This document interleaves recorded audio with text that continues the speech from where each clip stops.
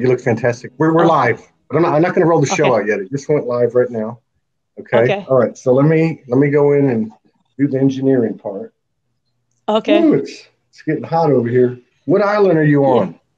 I am near Hilo on the Big Island. I've been here since 2012. Yeah, you got to come over. Come check out what the volcano did. When Morgan gets here, we'll fly over. Yeah, then I can give you guys a massage. Yeah? I was wanting to ask you, can you see my hands here on the table? Not quite. No, not quite. Later in the show, I want to teach something that when you hold certain holds on the head removes headaches. Okay, that sounds good. This is a platform for you, people like you, so we're good. Okay, let me see what we got here. I don't see it in there yet. I see 2 people on this screen, but I don't see any of them. Here we go. There you go. 18 people in the house. All right, let me check the sound. Okay, so that's working. All right, so we're going to get started here in about 1 minute. I was so nervous. This morning. It was crazy. Shit, don't be nervous. You gotta get I liked what you said. Yeah, I liked what you said about the human is the hero. And I said, all right, I'm on. Human is the hero. Right. I knew it. I knew it was right. Yeah, I love your spirit. Yvonne, my dear sister from Tasmania, Guieta. Oh, God, I'm a Mexican. I can't even pronounce this name. Guieta Del Rio.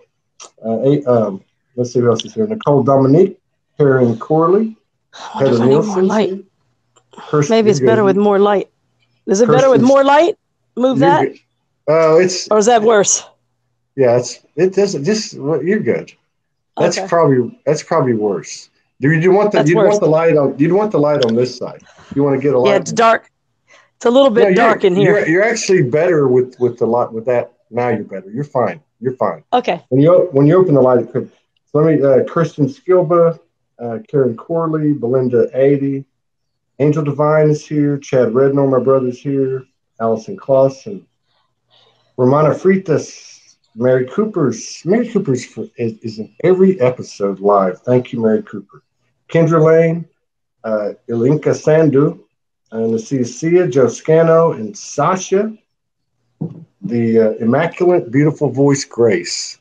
And she's a good artist, and she's a great practitioner. Okay.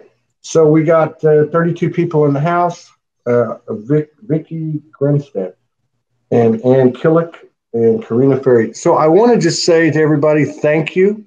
As I say before every show, if these shows resonate, please share.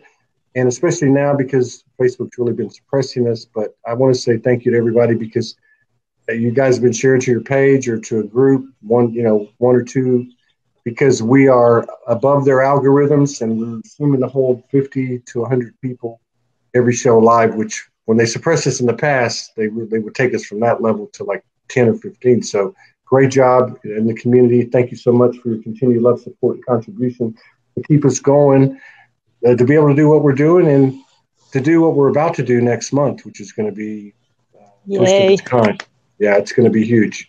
So, we've got a great show today. To end the day with, I might do a little something tonight on the radio show, which I've only done one in the last 2 months. But after doing one every day for probably 6 months or a year and a half, I don't even know. Let me pull this up real quick so I can properly introduce our guest and keep you out of suspense. All right. Well, this is not a long bio. She's going to actually give us a bio. I forgot. She told me yesterday. So welcome to I never sent one in. Yeah, welcome to Soul Speaks 5D, where it's always spontaneous, intuitive, creative, imaginative, and courageous. The human is the hero. Soulogy.One Network. Welcome to Soul Speaks 5D. It's a conversation with April Lloyd today, an intuitive healer / massage therapist. That was the easiest bio I've ever had to do. But I'm a simple promised, girl. You sound like, let me see, you sound, Midwest? Are you from the Midwest? No, mostly everybody thinks I sound pretty Southern country, but I was actually born in Washington, D.C., and my language specialist once told me that the reason I have a different accent than most of my family is because the very first person who was watching me from 0 to 7 had a very country kind of like draw. Yeah. You have a little bit of a country, but I knew you weren't. I knew you weren't from the South. So welcome to the show. Welcome to the show. It's good to have you here, fellow Hawaiian, living over on the Big Island. And what? Let me ask you this: what took you to the Big Island? What did you say in 2000? When did you go? Actually, at Christmas time of 2011, I bought myself a ticket. I bought myself a ticket for Valentine's Day, and I said, I'm getting out of here. And then I just made it happen. I just was like, I'm leaving on Valentine's Day. And everybody was like, no, you're not. No, you're not. And I'm like, yes, I am. Man, that's Soulogy style right there. And I moved to the Big Island. That takes some big etheric balls right there. So, so this was 2011. This was a period of time, or 2012, give or take a year. This was a period of time when a lot of people were doing some bold stuff. I've always been really bold. My first experience of being bold was when I left my family at 15 and hitchhiked across the country to California, trusting my intuition was safer. My love was bigger and safer outside my house than in it. And I left and I went to California from Washington, D.C. So it's been a wild ride, and kind of writing a book about all my journeys of what was part of my awakening. Wildly divine. Yeah, wildly divine. And the spirit is really always been the guide. So the ego has its place in personality, and I'm loud and I'm bold and I'm courageous, and I'm also very soft and sensitive and compassionate, and the type of work that started coming through. I went back to the East Coast and went to massage school just to get a license. I had already been massaging people since I was about 15, but I went to get a license in my early 30s. So there was a wayward period from 15 to then. We won't talk about, but anyway, I went back to yours was only 15 years. Mine was about 40. Yeah. Well, evolution, we're moving a little faster, but anyway. Yeah. So some people are a little slower than others. Yeah. I think I'm on the fast track, and life has been my teacher. Call it the school of hard knocks. But anyway, I went to massage school to have license to be able to put hands-on healing on people. And in 96, I became a therapist. And in 99, I had my first experience of energy talking, like my hands are in the body, like little speakerphones, and the person's body started talking to me. She was having an issue with one right leg, and her body started talking to me about how she was standing in her divorce, even though she didn't tell me she was going to get a divorce. So the angels came through and started talking to her about standing up for her rights, and it's been an on-roll ever since. So it was 3 years into massage that people's bodies started talking through my voice. Yeah. And it's been an interesting and pleasant journey. So your channel, it was coming out of your voice. They weren't getting the message. You actually told them. No. When the hands are in the body, would tell them why their right leg was swelled up, or why their right shoulder wasn't right in their book yet, or what the heck was going on, causing them to have a need for body release, pain in the body, and the body talking to them. But I could hear myself saying it and wonder if my imagination was going wild. Like I love that show with the guy about the imagination, because there was a time in my life when I was like, how do I know these things about these people I've never seen before? They're just come to my table.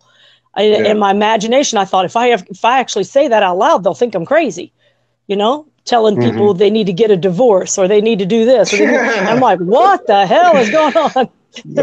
But anyway, it worked out. It worked out to their benefit and mine. And I've learned to trust the universal flow and listen when the body's speaking, when my hands are in it. Just like if I hold my hands for prayer, I know that I don't have to know what I'm going to say. The prayer will just do itself. Yeah. And it's called living a prayer. You're living your own source energy. And when you see the call for love, you give love, and it just comes out. So I don't have to think about it. That's why I didn't want to give a bio or practice what I was going to say or practice a Facebook Live or anything first. I just said, well, I'm going to go on there and I'm just going to tell what it is that I do, because I also want to teach just for a few minutes. There's a 15-minute section of holds you can do. Anyone can do. Everyone can do. We are all the same. To the head, when you lay your client on their bed, like face up, their head is here, and you're sitting in a chair, there's 15 minutes worth of holds. They're 3 minutes each, so it's 5 holds that remove migraine completely. I mean, you could be so with a migraine, you think you're going to throw up or you can't even turn on the light, and these holds remove the headache.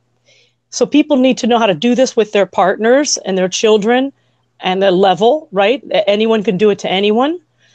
And what I found out was, besides the fact that those holds get rid of headache, they also quiet down the mind. So they make people learn meditation, even if they've never come to you to try to learn meditation.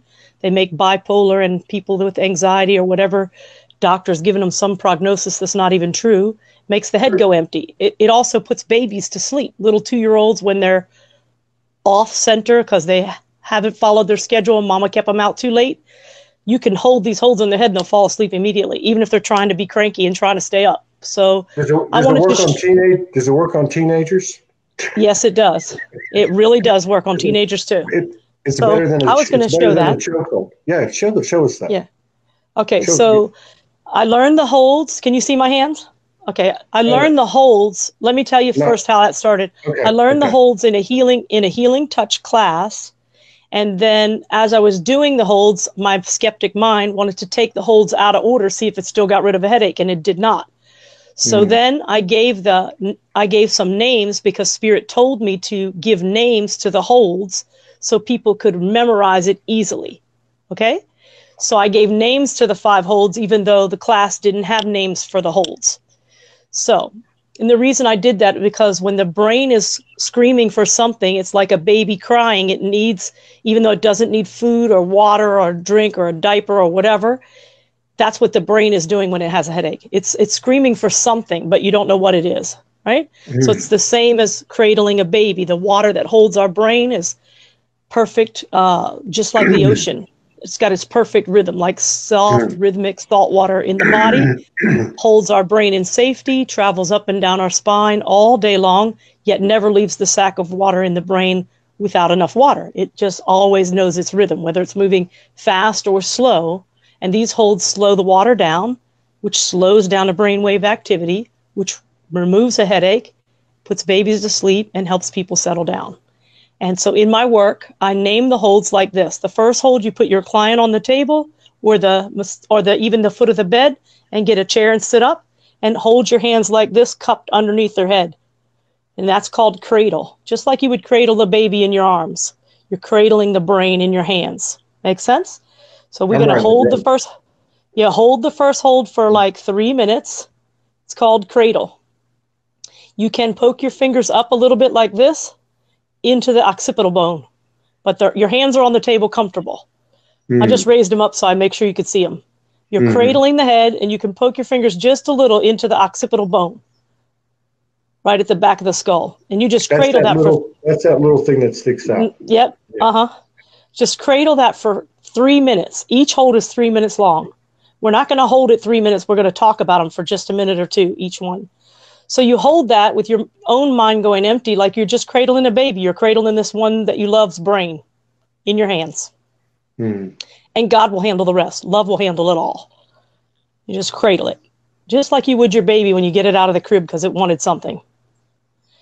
And then you move your hands to the sides of the head, and you just lightly touch right here at the bones above your ears. So your hands are like this.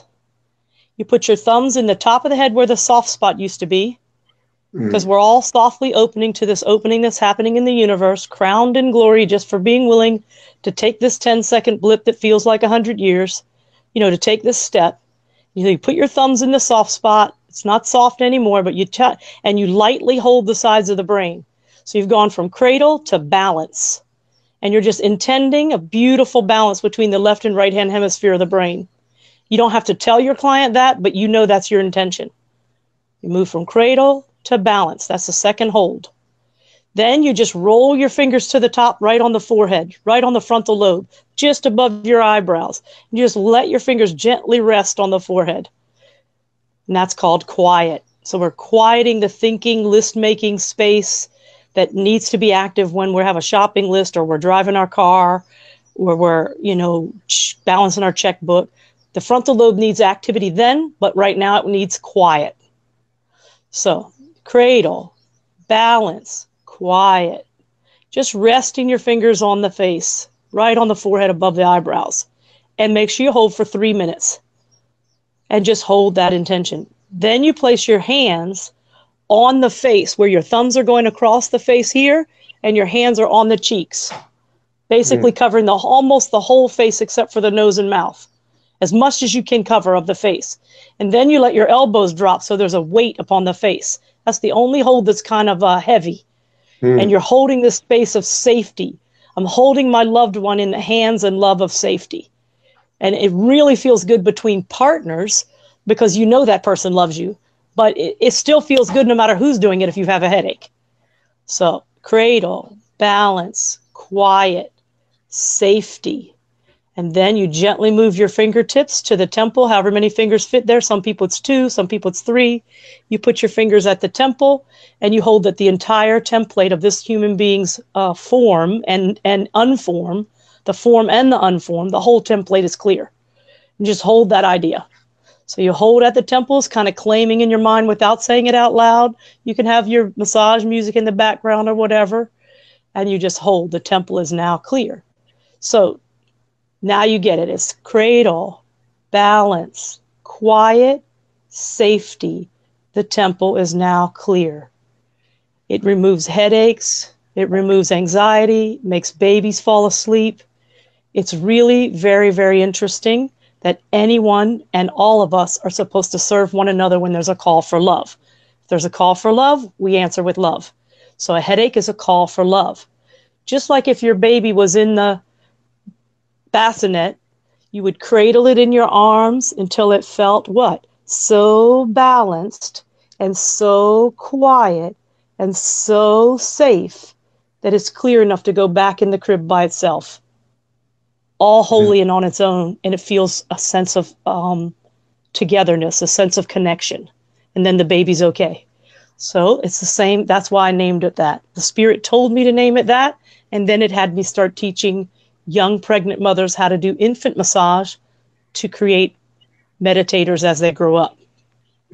That's been an interesting journey that Spirit downloaded that through me in my work. And I've been teaching every pregnant girl I've ever seen, whether it's in an airport or anywhere, I'll tap her on the shoulder and tell her how to do infant massage and why, and how to set it up so that it creates a meditator. And I've had so much success.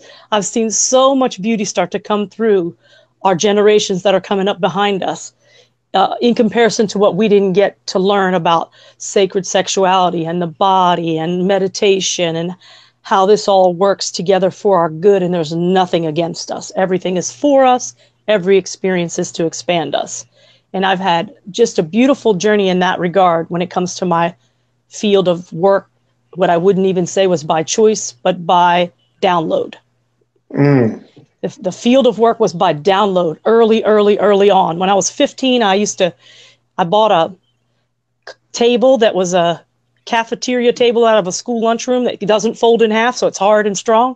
I used to put sleeping bags and pat it on top and rub every boyfriend and every customer and everything on, because I always felt like if you could stop plucking people's nerves in the universe and rub them the right way, we might have a better universe. So I was massaging people long before I knew what massage was for, but I knew I was giving what I needed to receive, which was sacred touch without sexuality from my own upbringing as a child. And it's been an amazing journey, and I feel so blessed and grateful for who my family was, and my father was, and my mother's blind side that didn't see what was happening to her children, and the beauty of all of us unfolding. There's so much healing going on in my own family tree from the ancestral lines. It's amazing. And I know I started that work to give myself the kind of love I was looking for in the universe. And anyway, it's been a wild ride, and I can't say I regret any moment of it. Not a one. God, the great God of my own being, has been guiding me. In the very beginning of my life, I was born in Washington, D.C. during the race riots. My father was a drinker and not a provider at that time.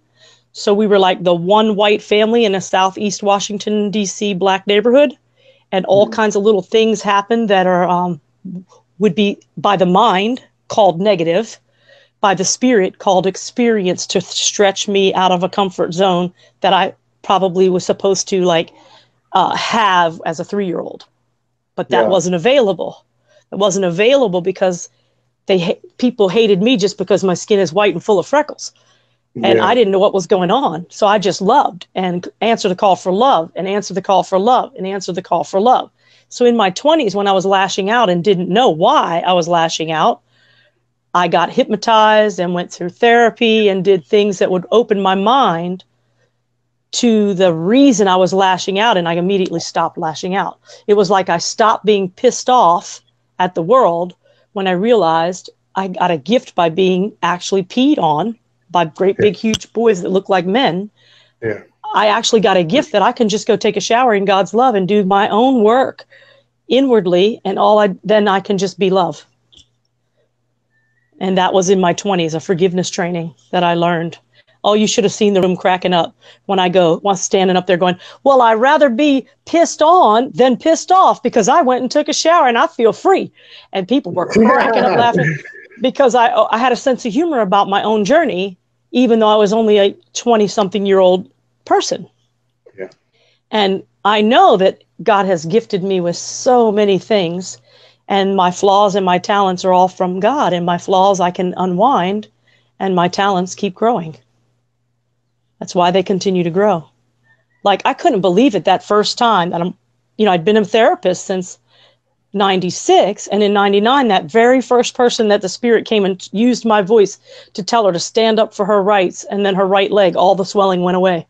As soon as she stood up for her rights in a divorce, back in 99, everything went well.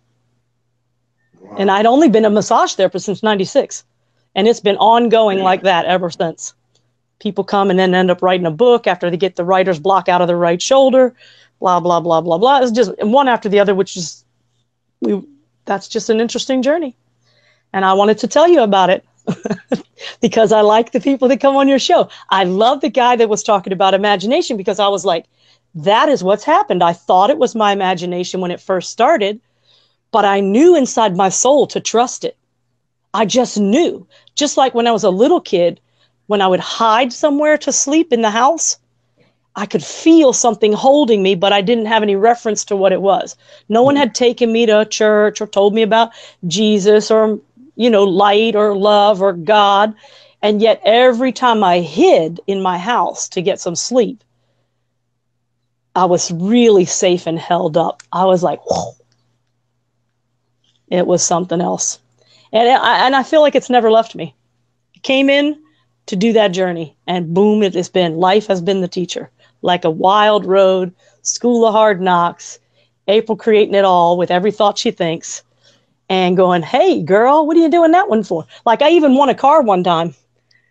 I got a house robbed by bad thinking. The same day that I thought bad thinking, I got a car less than 2 weeks after I wrecked a car and didn't get upset and said to the universe, oh, I'm going to need another car. My massage table won't be going with me on the bus. The next thing I know, I won a car. And I was like, oh, so the mind creates anything you think, negative or positive. It doesn't matter. It's not filtering it for you. You are the one that filters. Am I willing to think about what I want, or am I thinking about what I don't want? It's pretty interesting. And when I won that car, everybody was like, oh, you got good karma, April. And I said, well, you better come over here and rub some good luck all over you. I had more massages in that year than ever. That was 2008. I told him, well, you better come over here. The rest of the world's plucking your nerves. Let me rub you the right way. You might get good karma too. And I had more massages that year than ever. It was really crazy. Anyway, it's funny. Life is good. Life is good, and we got to keep laughing. And I have a really good sense of humor. God gave me that too. I have a wild sense of humor. People call me the comedian preacher because if I get talking about my love for Jesus, I sound like a Jesus freak, and I'm not. I go to Centers for Spiritual Living, Agape, all these New Thought broadening, expanding the mind type places, shows like yours. I have an innate ability to have really high conscious people be drawn to me no matter where I've lived. I've always had an innate ability to attract love. I've never locked a door in my entire life, in any apartment, any place, anywhere. I have that same feeling of how God was holding me when I was a baby and a little child hiding from my family members to sleep. I have an innate trust that I don't think I should lock a door. If somebody wants to come in and take something, they need it more than me. And I've never had a problem except the one time. I'll tell you that story. That was funny. I was walking home from the pool. I was swimming laps trying to get this weight off that I know is like grounding me like a oak tree. But I was trying to get the weight off at that time. And just trying to make sure I stay here. And I stay a little chunky. And plus, it's good for me to have weight. It's good for me to have weight to press it upon people when they're on the table. The ones that need a deep tissue. Because I'm short. I'm only like 5'2". And you need some weight to push into people. Like, I got a great big, huge, really Hawaiian, beautiful. I wouldn't want to get on the show. He's a real kahuna. He's coming here for a massage later after this video. And people like him need me to be kind of heavy. But anyway, so I was coming home from the pool one night, and my son was misbehaving. He was 17, and I was arguing him about, you got to be in school. And he was, proving to me that he'd rather just smoke pot. And there was an issue going on at 17 between me and him. And I started thinking, if I left this family, if something horrible happened to me, nobody would even ever miss me. I was thinking all these thoughts of violation, right? And thinking the whole world wouldn't even miss my presence. Like, my peace didn't matter anymore because I couldn't get my son to finish high school. Ridiculous thinking. But anyway, I was doing it. And the very night that I did that, I went to sleep and I heard the Venetian blinds moving in the window in the night in the living room. I was on a ground floor apartment. And I heard the Venetian blinds moving, but I didn't think nothing of it. I thought my cats were playing with the blinds. So I went back to sleep. And about maybe a half hour, 40 minutes later, when I'm not sound asleep again, I wake up and there's a man about 1.5 feet from my bed. He's got my jewelry box in his hand. And I said, "Who the hell are you? What are you doing in my house?" And he dropped the jewelry box. I jumped out of the bed and started chasing him down the road. And then I said, "Oh shit, maybe he has a gun. I better go back in the house and call the police." So I ran back in the house and I called the police. They fingerprint the window. They never caught the guy. He'd already cleaned out about $10,000 worth of jewelry.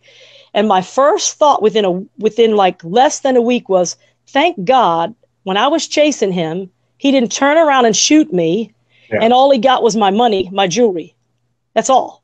He violated me, but not in the same web of violation that I was been thinking when I was walking home from the pool that night, thinking that my little part in the world doesn't matter and no one's going to miss me, all over some ridiculous thinking that my son won't go to school and pull himself together. Now, granted, I only had my son when I was 18. So by the time he's 17, there's 2 children trying to grow up.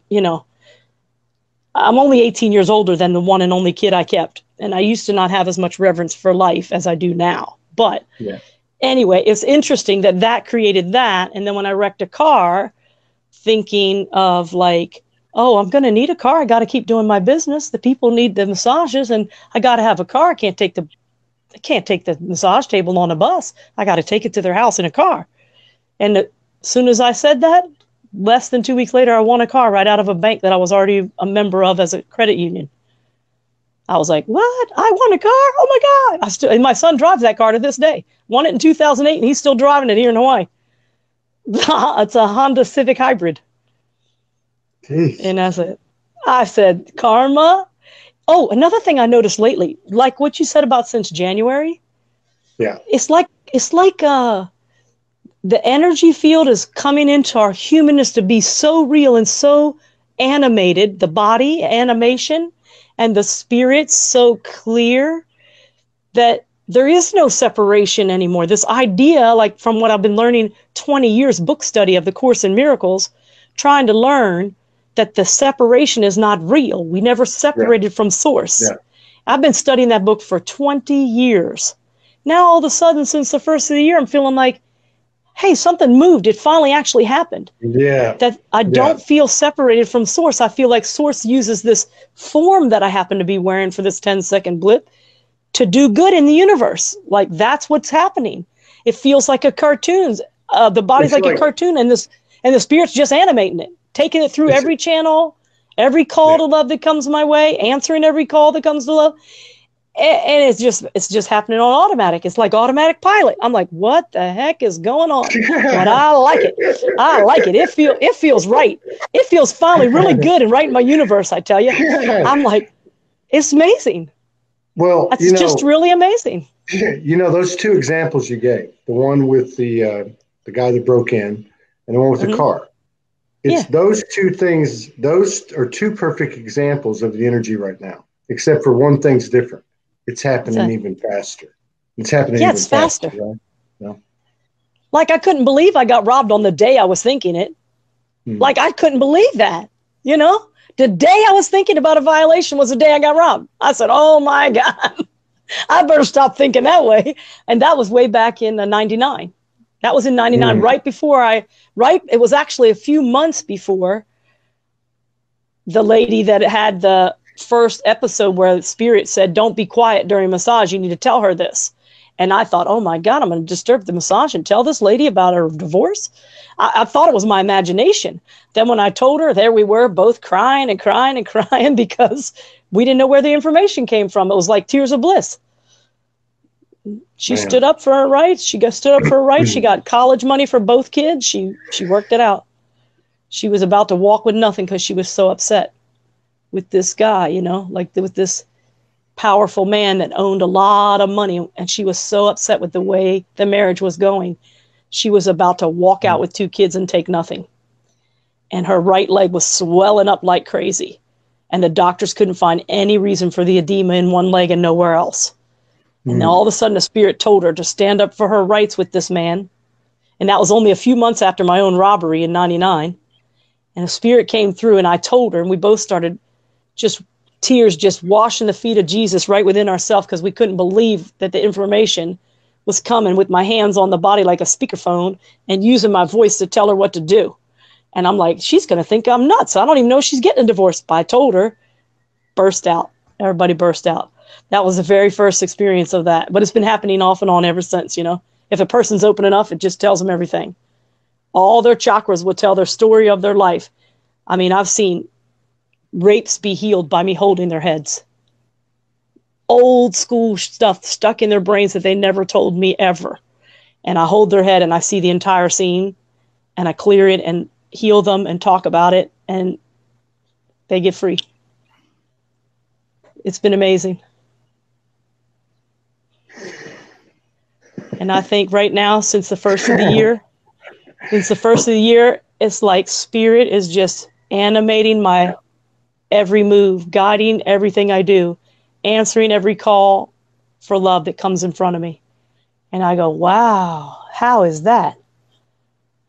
I don't care how it is. I'm just glad it's happening. Yeah. I really can't care how it is. I think that's another part of it too, of what's happening is we don't have to think about it. We don't have to talk about it. We don't have to try to figure it out. Just go for it. Yeah. Just ride the wave. Ride the wave, baby. Yeah. Let the imagination be your real barometer and ride the wave of what comes. It's been pretty amazing. So I hope a lot of people will recognize that I'm just an average person and they can do these holds and clear headaches and balance and quiet people and put their babies to sleep when they're agitated and start moving the agitation away, because the holy magic is about to it's the biggest wave we've ever ridden. And I can't believe it's happening. And yet I can see it happening. Yeah. It's happening. I'm meeting people like, No, I was going to say, do you think that, like, if you use the head massage, the five pieces, okay, do you think that it is the physical placement of the hands or the intention and alignment that you have that is more responsible for the results? I actually think it's a balanced combination of both, because when I first learned the work, my skeptic mind took the holds out of order. It didn't work. The girl still had a migraine. I had to go back and do the 15 minutes again before I could even massage her. She came to my house that day, and I got to test the theory, because she came and she said, April, I almost canceled my massage. I said, why, honey? She said, because my head hurts so bad that I could barely turn on the light in my room, and I feel like I'm nauseous. My migraine is that bad today. And I knew she suffered with migraines, but I had just taken that class a few months before.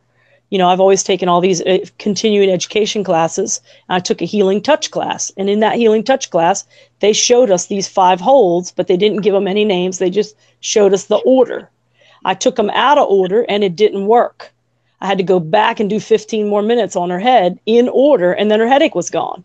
So I don't know if it was because of my intention to see if it worked out of order, or if because it just doesn't work out of order.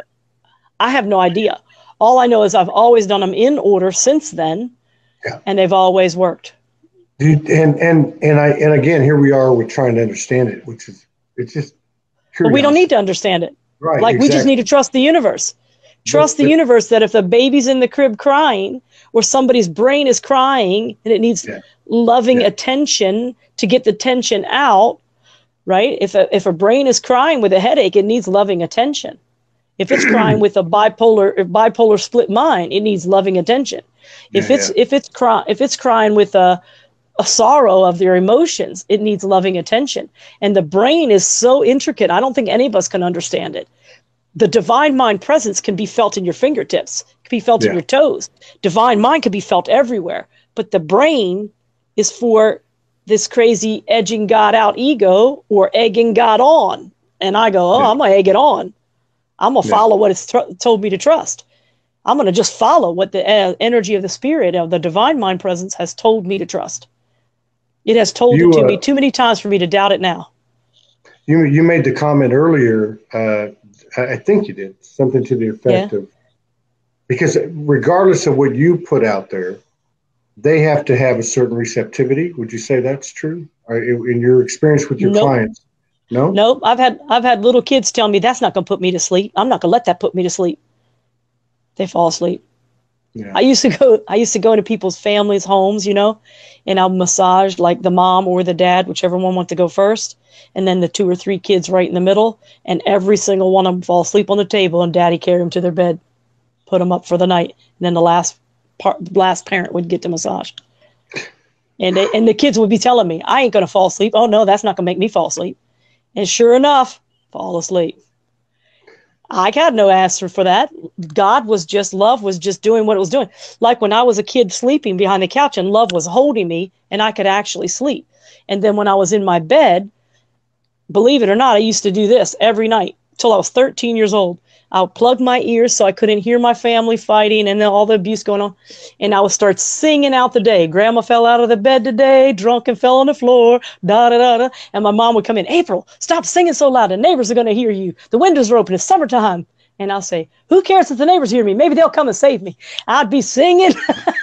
I rocked all my hair off. I had really short hair until I was like 14 years old because I rocked it off all night. Every night I plugged my ears to the family and sang out my day. Let my day go and start over tomorrow. And I did that from the time I was a baby till I was freaking 13 years old. You know how some kids suck their thumb forever? I rocked them back and forth and sang and sang and sang till I fall asleep. And I say, for you ridiculous, but it worked. It kept me from feeling separated. It kept me feeling whole. It kept me feeling at a level of communion with whatever was singing out of my voice. There was a feeling of communion between my brain that didn't like what it could see in the family and my communion with spirit. It was like a connector to sing and let it go every day, every day, every day, every day. Sing and let it go every day, every day. I was born like that. Yeah, I give God credit for that. To be born in the race riots, live in a war zone, just like kids in Saudi Arabia or whatever, born in a war zone. I just happened to come in right in a war zone and love life anyway. I just love life anyway. I wanted to live it. And now here I am, 55 years old, going, what the heck is going on? It's beautiful. Now it's expanding to other people, right? Yeah. I start to see. You see it happening. You see it happening. And I don't. I don't feel like the weirdo. You know, everybody's catching up, and I don't feel like the weirdo no more. I'm like, oh my God, there's connection going on everywhere. Everybody's story is the connecting vibe, the story of their vibe. All the pieces of their puzzle, the pieces of their puzzle fit exactly as easy as mine do. And I see that. All the pieces of the puzzle fit exactly as intricately smart, designed by the universe as the pieces of the puzzle of my life. I go, wow, it's not just me. The whole world's coming around, and the whole world's been coming around, and I couldn't see it before.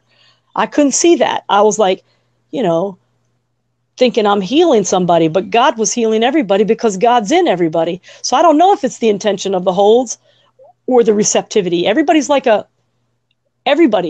We're all like a antenna on the planet, and we're all receiving exactly what we need to receive. The mind judges one experience good and the other not good enough, but the body and the spirit and the wholeness of each of us says, oh, this is the experience I must have called. I'm glad I called that. It fixed me. It raised me up. See, like even my homelessness, when you talk about your homelessness, oh my God, my homelessness was the most glorious thing that ever happened to me. I had homelessness from the time my market crashed and I short sold a house instead of foreclosed it in San Diego. It was too expensive for me anyway. It was too big. And in 2010, before I moved here in 2012, in 2010, I was homeless for 2 years. But I traveled around with that massage table in my car, and I stayed at every client's house that let me spend the night. And I ended up sometimes being invited to stay in people's homes for like 6 or 8 weeks, fixing the communication and the relationships between their kids and them. Like people who are getting divorced and the kids are acting out because they don't want mom and dad to get divorced. And somehow my energy field would empower the entire unit to come to amicable closure. Or the one I stayed with where was 2 teenage boys that every time they went to their dad's house, they came back to their mom's house after the weekend, and they were teenagers. She was an airline stewardess, and they were bossing her around like she's supposed to be, you know, their barefoot slave, even getting them a drink of water when they're on the computer or their games. Like, Mom, give me a glass of water. And I just was like, oh no, you got 2 feet. You get up and go get a glass of water. Your mom's busy doing this and that. You can't be screaming through this house and telling that woman to go get you a glass of water, because she's not your wife. And if you get a wife and you treat her like that, you'll be divorced just like your big daddy. So I was like hilarious. And the boys went on to college. They've done, you know, I just helped. I was only there for like 6 or 8 weeks, you know, and stuff like that. I just kept getting invited. And then I thought, how'd my massage business turn into super nanny? What the fuck is this? It was like that. I was like, how the heck? I was like, how the heck did my massage business now turn into super nanny? I got a lot of work to do. I just kept doing it. Whatever God said do. Whatever guidance said go. I moved around. And then finally at Christmas time, I had some issues going on. And I said, I'm moving to Hawaii for Valentine's Day. Everybody's like, no, you're not. You're not leaving and starting all over with brand new clothes. Oh, yes, I am. And I left. I came here. This is my massage office that I have here in Hilo, near Hilo. I'm in KL. I'm in the HPP. I'm renting a house. And I see myself, there's another thing I see myself doing. I can feel that something's blending in the timeline, that whole past and future is kind of coming together right in the now. And the work that I did with people that were passing away, helping them get to peace as a volunteer through hospice. I did that for like 4 years in California, and a lot of breast cancer retreats I did. And there was something about that work that brought the people to a place of, it's okay to leave the body, and I'm comfortable and I'm peaceful now and I'm not scared. So it was something about the release work that I do on the table. It's not even body work. I don't know why. When I started doing that in school, I told the teachers, why are you calling it body work when it's body release? I don't understand the term. It's supposed to be called body release. It's, how do you know it's supposed to be? I said, I can feel it in my mind. It's not supposed to be called body work. Ain't nobody working here. We're meeting each other where we are and doing an energy exchange. Nobody's working. Not me, not the person on the table. We're releasing trauma, drama, pain, physical, emotional, and spiritual at whatever level wants to go today. That's what we're doing. I don't know why you're calling it body work. The chakras want soft balance. They want to be comfortable. So anyway, I did this peaceful passing work. So now I'm seeing this house around the corner here that I want to buy from some friends at my church. I'm going to talk to a grant writer about how to manifest the funds to give them what they want and to be able to pay what I can afford. But there's a space there where there's more than one apartment plus the house. And I want to turn one of those apartments into a handicap unit. So when people have 3 months to live or something, they can come and I'll massage them every day and shower them and nurture them and hold them and cuddle them, whatever it is they need. And the nurses can come from hospice and give them meds if they need them, depending on what their stage of pain is when they're dying. And I can see me doing this peaceful passing work for like the rest of the time I might have. I can just see me doing it. It's very real to me. I visioned it, and then I saw where it's supposed to be, and I don't know the how yet on the manifestation, but I know the magic will bring the manifestation because it's a little bit more than the loan officer says I can borrow. So we'll see if I get it or not, but there's probably other places that would match just as good. It's just that's the one I've seen that looks like a match, it feels like a match, and all that so far. But I have been renting here for 4 years. I've been in the island since 2012. Oh, you want to hear something funny? The first place I landed when I got here, I rented a room from a friend, and it's up on the Hamakua coast, real beautiful. You know, that's the breath of God, the Hamakua coast. It's called the breath of God. That's what Hamakua means. And I didn't know anything about Hawaiian when I got here, but I rented a room from this lady that has 5 acres land and a beautiful bamboo house. And so we nicknamed the house Bamboo Heaven, home of the naked gardeners. Man, we had a blast. For like 3-something years, I lived there with her until I rented this house 4 years ago. So the first 3.5 years, I come from San Diego, kind of a little bit stressed, a little bit wondering, what am I doing leaving with no future financial plan? I'm not sure what I'm leaving. All these clients that love me, but I'm leaving. And in the first few years, the last 2.5 years, I haven't traveled back to San Diego. But the first couple, I would travel back and spend like 3 months massaging everybody that missed me so I could get money in my pocket. Then I come over here and beach run and live like vacation and not do so much massage. But anyway, that was the first few years. Now I haven't been back for a little while. But anyway, I called that place Bamboo Heaven, home of the naked gardeners, because that little girl was just like a little fairy. She's like a fairy, blonde hair, blue eyes, beautiful woman, little older than me, but real slim and real beautiful. And she just garden naked all day long. I took a picture of her on her 5 acres one time. She's going to kill me for this. I took a picture of she's riding the riding lawnmower, and the wheel of the lawnmower is covering her breast just perfectly, and her butt's down in the seat. So it was okay. She's driving naked on it, right? And she's mowing the lawn all over the 5 acres in a naked riding lawnmower. This woman I know, I love her. And so I posted on Facebook, and I wrote on it, instant Viagra. Oh, I never seen a world laugh so hard in all the time. I put her picture on Facebook. I said, instant Viagra. Oh, my friends were cracking up. They were like, April, where have you moved to? I said, Bamboo Heaven. I said, Bamboo Heaven, home of the naked gardeners. Oh, my God. I feel like I landed right where I was supposed to be, the big island of Hawaii. Yeah.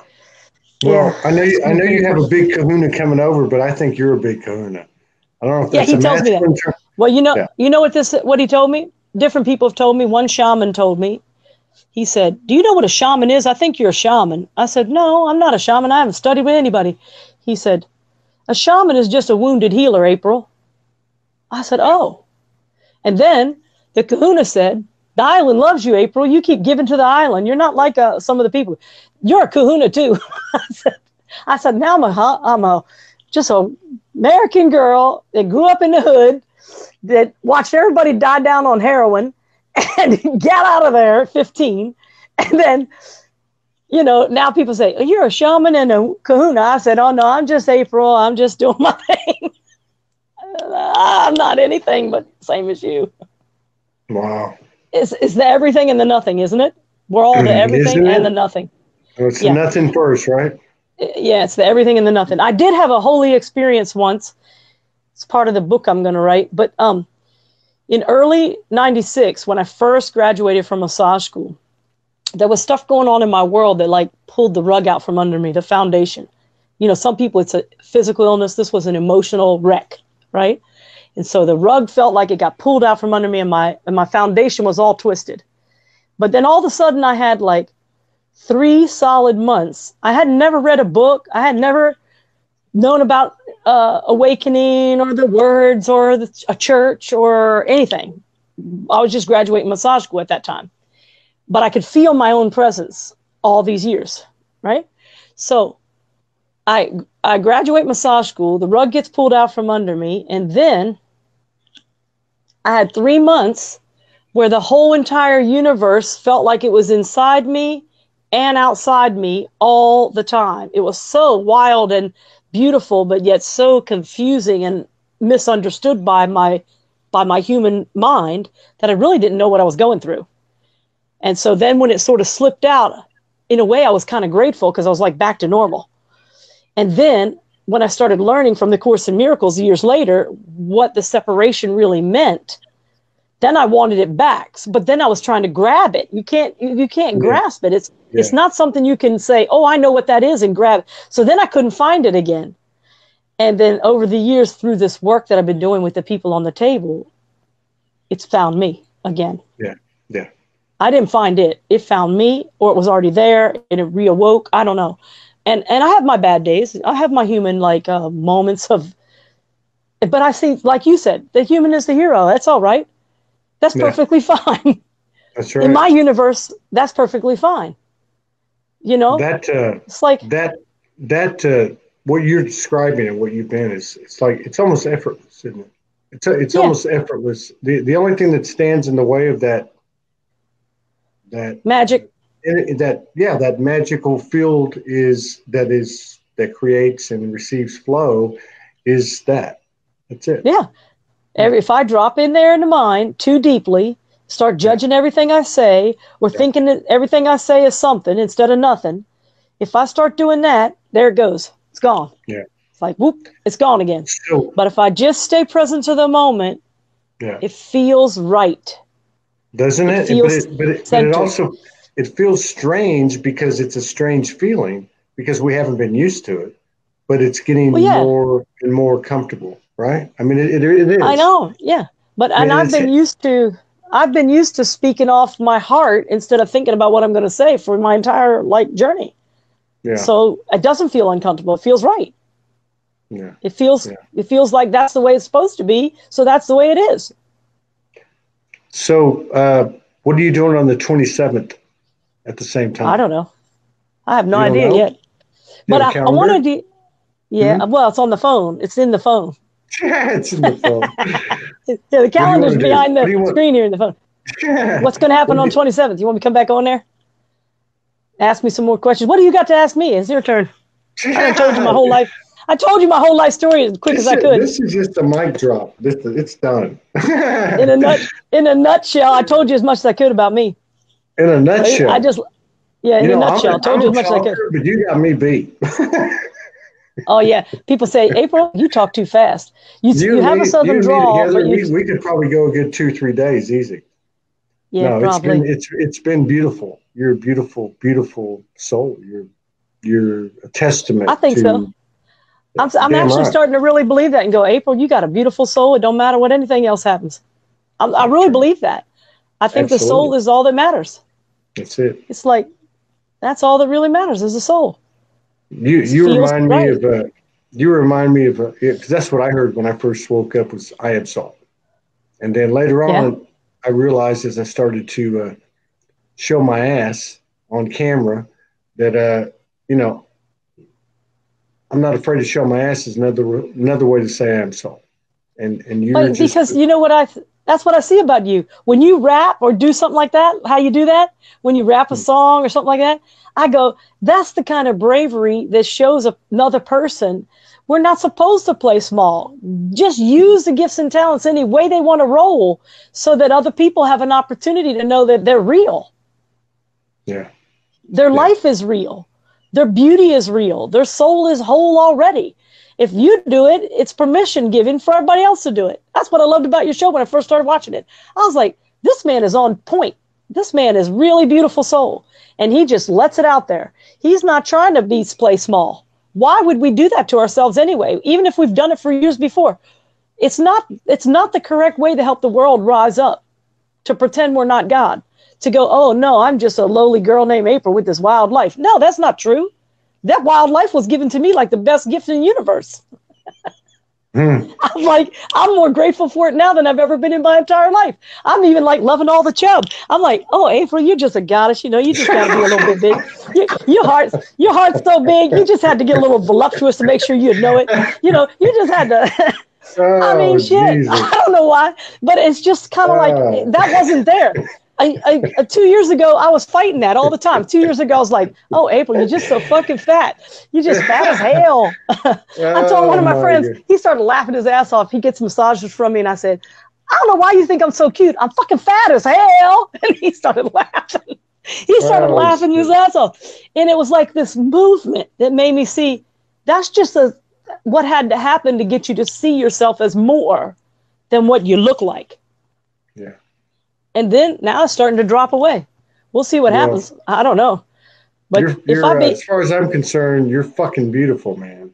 I'm really chubby. The doctor wants to call it obese. You know what I told him? When I went to the doctor, they weigh me and measure how tall I am, you know.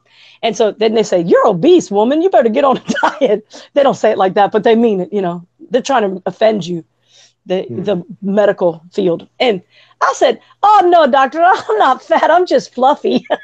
My heart's so fluffy. I just showed up fluffy. Don't worry about it. And he was cracking up, too. He was just cracking up. He's like, what the hell is wrong with this girl? I don't think I've ever aged a day. My face looks the same. It does age, but it looks very similar to me when I see teenage pictures of myself at like 120 pounds, and now I'm 220 pounds. The face is chubbier, but it still looks like me. You put the pictures together, you go, hey, but you didn't age a bit. You still look the same. And that's maybe my own view because I'm seeing the wholeness of self, not the outer packaging. This is a freaking 10-second blip that feels like 100 years. This don't really matter that much. What matters is what we do. That's right. It matters with what we do. Yeah. Anyway, I was looking forward to it. We're going to have to collaborate again. Is this your first time on camera? Yeah. Kyle scared everybody to think I'm fat. I thought everybody's going to judge me. All my friends back south, back San Diego stuff. Oh, shit, April gained some weight. So if they come on this video, don't worry about it. I gained some weight. I was a little scared. So earlier today, I had this lower back problem. But only since last night when I started getting nervous about going on camera. I had this little, hold on. That was a phone call. I had to decline it. I had this little back pain going on, and I know that the lower back represents support. And I was feeling like, oh, I wasn't supporting me if I'm doubting that I can go on camera and just be my whole authentic me. I'm not supporting me. So I did some little things. My friend helped me with yoga things, went after A Course in Miracles today. And then it started not hurting anymore, and I went ahead and came on camera, and guess what? My back don't hurt no more. It's all better. Yeah. My lower back was about the support. Your hands kind of represent handling everything with love. Your shoulders represent, I'm not shouldering any of this alone. Angels are shouldering everything with me, through me, for me, as me. Your elbows represent handling change. That's why they can move, They can move some change out of your life. Like if you need to get somebody or something closer to you or further away, your elbows represent handling change. There's all these parts of the body that metaphysically represent a lot of things. We need to collaborate again. You want to collaborate again next week? You I can. Bye by me. Yeah. We could talk about. I might be lost on what to talk about. No, we could.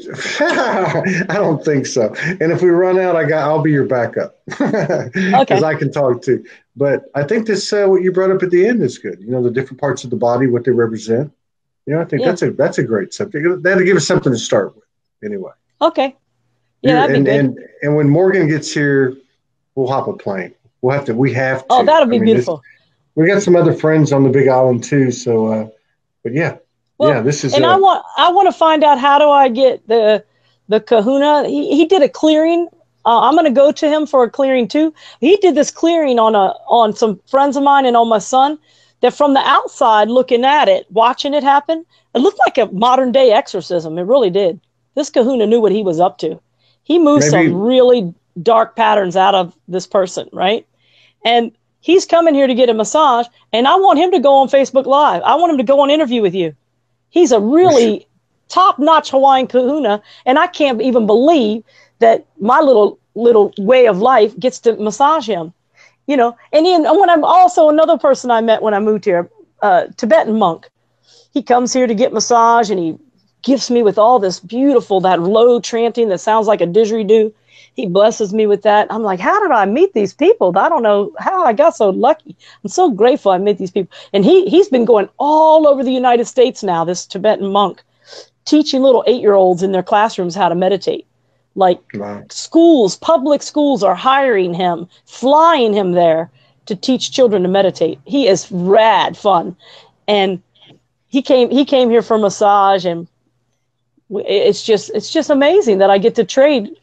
I've been trading massage for the coolest stuff here in Hawaii. I'm still making money, but I trade more now than I'd ever have in my life. I just trade for anything. I trade acupuncture for massage. I trade facial for massage. I trade haircut for massage. Well, can I trade? I'll do a Soul Speak spiritual conscious rap if you give me a head massage. Okay, I'll clear that head. It'll be so clear you'll think it's empty. It's actually, this is the interesting thing too about when you do the head that way. It does clear it, but it doesn't actually make it empty. It makes it more vast. It's like we're ultimate freedom and ultimate space. And so when you clear it all the way like that, the person walks away feeling like they are more space. Yeah. It's not really empty. It's nothingness and everything. So it's like a vastness. And it happens almost every time. People are addicted to massage from me because of this feeling of the mind, the brain disappearing and divine mind taking hold. And they go vast, empty, solid, beautiful, connected to source space, instead of this idea that while we wear a body, we're separate from God. That's what they call that in the Course in Miracles, the tiny mad idea. That just because we wear in a 10-second blip here, you know, just because of that, we're separated from God. No, I don't think so. No. This 100-year journey is nothing. Somebody says here, you're stunning. Everyone thinks you're beautiful. This has been one of the best shows I've ever been involved in 950 shows. If you want to do another show on the 27th at the same time. Okay, well, I'm going to write you down right now. Okay. Same time, 27th at 3 o'clock. I'll put it on the calendar.